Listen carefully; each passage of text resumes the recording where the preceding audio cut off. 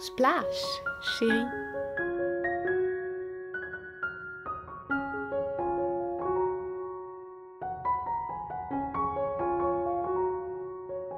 Salut les chéris, je vous retrouve aujourd'hui pour un nail art un petit peu particulier. On va parler herbier, j'adore ça, j'ai toujours aimé ça.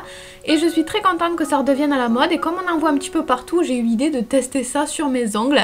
Alors bien sûr, ça existe les fleurs déjà séchées à poser sur les ongles, mais c'est quand même plus sympa de ramasser ces petites fleurs soi-même.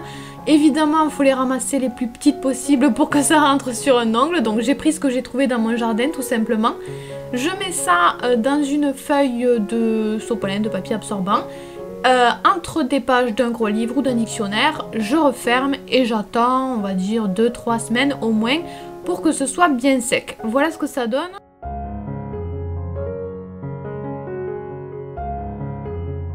Donc sur mes ongles, j'ai posé une base et c'est le seul vernis que je vais mettre, en tout cas sur les ongles sur lesquels je fais l'herbier.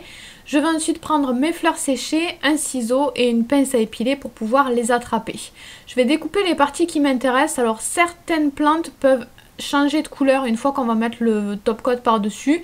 Je trouve que ça fait partie du charme de l'herbier sur les ongles, mais vous pouvez faire des tests avant si jamais ça vous dérange, ou prendre des fleurs déjà sèches, déjà faites exprès pour le nail art. Donc je vais poser ma petite fleur sur le top coat, enfin sur le top coat pas du tout, sur la base, sur le vernis transparent qui n'est pas encore sec, et j'appuie avec mon ongle ou mon doigt pour faire tenir la fleur, pour lui donner la forme de l'ongle. Ensuite, je viens disposer, enfin je regarde quelle fleur va pouvoir se caler à quel endroit. Une fois que j'ai trouvé, je remets un petit peu de vernis transparent pour être sûr que ça colle bien.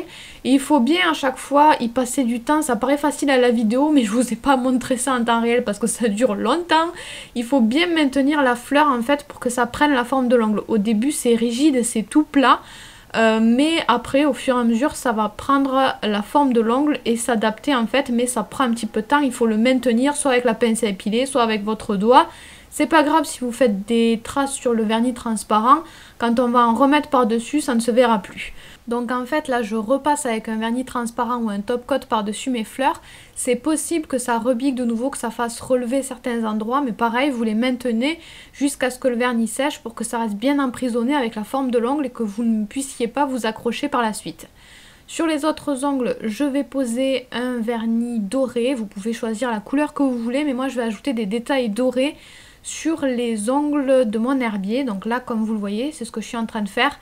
Je vais tout simplement, avec de la peinture acrylique, faire un tour doré pour rappeler un petit peu les cadres dorés qu'on peut voir en ce moment sur les herbiers. Et ça va ajouter un petit peu de peps et de couleur et de brillance à tout ça, j'aime beaucoup.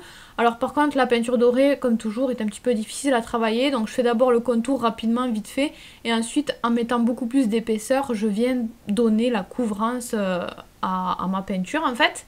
Et ensuite je vais rajouter 2-3 détails aussi avec d'autres couleurs de peinture acrylique, vous n'êtes pas du tout obligé, vous pouvez mélanger vraies fleurs et fausses fleurs dessinées. Bref, amusez-vous, moi j'avais envie de rajouter quelques feuilles par-ci par-là.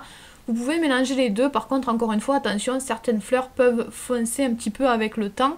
La peinture elle ne bougera pas et va garder la même couleur. J'ai ensuite posé du top coat séchage rapide pour la fin qui va bien englober tous les détails. En fait je mets d'abord un vernis transparent assez liquide qui va aller dans tous les recoins et bien tout englober.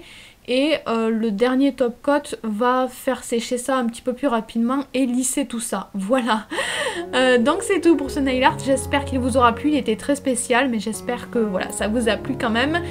Moi en tout cas, je suis très contente d'avoir testé et je vous fais de très gros bisous. Bye bye.